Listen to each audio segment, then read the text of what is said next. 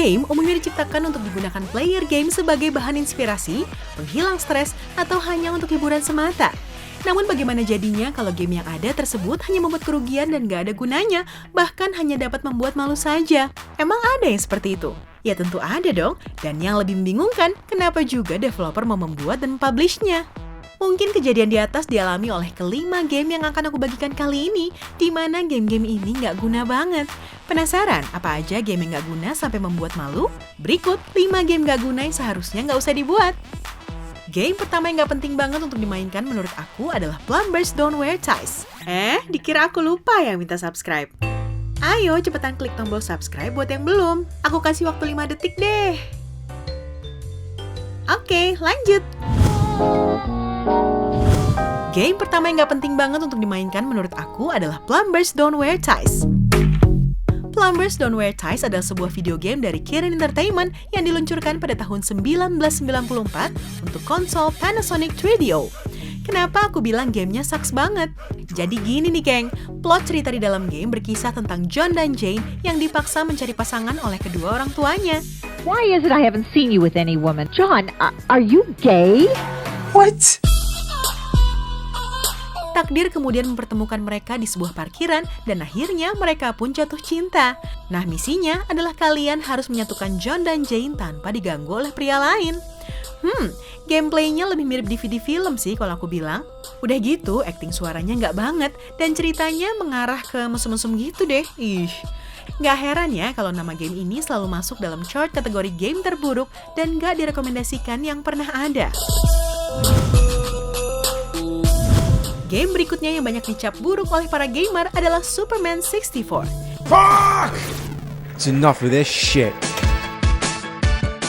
Video game Nintendo 64 yang dirilis tahun 1999 oleh Tidus Software ini memiliki plot sesuai dengan cerita Superman milik DC Comics. Namun sayang geng, banyak yang mengeluhkan kalau cerita dalam plot di game ini sama sekali nggak menarik. Selain itu, kualitas grafis 3D yang dihadirkan pun sangat buruk jika dibandingkan game serupa yang telah beredar pada saat itu. Untuk gameplaynya sendiri, para player merasakan bahwa kontrolnya kurang responsif, dan pastinya ini menyebalkan banget kan saat kalian sedang asyik bermain game. Keluhan para gamer ini kayaknya didukung juga dengan fakta bahwa tidak ada kredit untuk para tester gamer. Bisa jadi ini merupakan bukti bahwa game Superman 64 diluncurkan tanpa dites terlebih dahulu. Ya jadinya nggak jelas gini deh.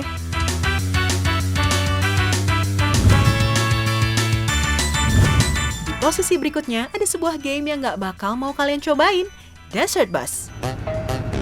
Game yang dikembangkan oleh Imagineering ini dicap sebagai permainan paling membosankan. Gimana nggak membosankan? Jadi di dalam game kalian harus mengemudikan bus dari Tucson ke Las Vegas. Nah, tantangan dalam game ini adalah kalian harus memainkannya secara real time. Dengan kecepatan sekitar 72 km per jam, maka kalian harus bermain mengendarai bus ini selama kurang lebih 8 jam non-stop. Kenapa non-stop? Karena nggak ada fitur pause-nya. Jadi kalau kalian mengalami kecelakaan di tengah jalan, kalian harus memulainya dari awal lagi. Aduh. This is the game. You drive, and drive. There is nothing out there except road and sand. Nggak sulit sih gamenya, tapi ngerepotin banget kan? Ditambah lagi kalian nggak akan menemukan musik background sepanjang perjalanan. Udah jomblo, nyetir sendirian di mobil, sunyi lagi. Duh, aku nggak mau main game ini pokoknya.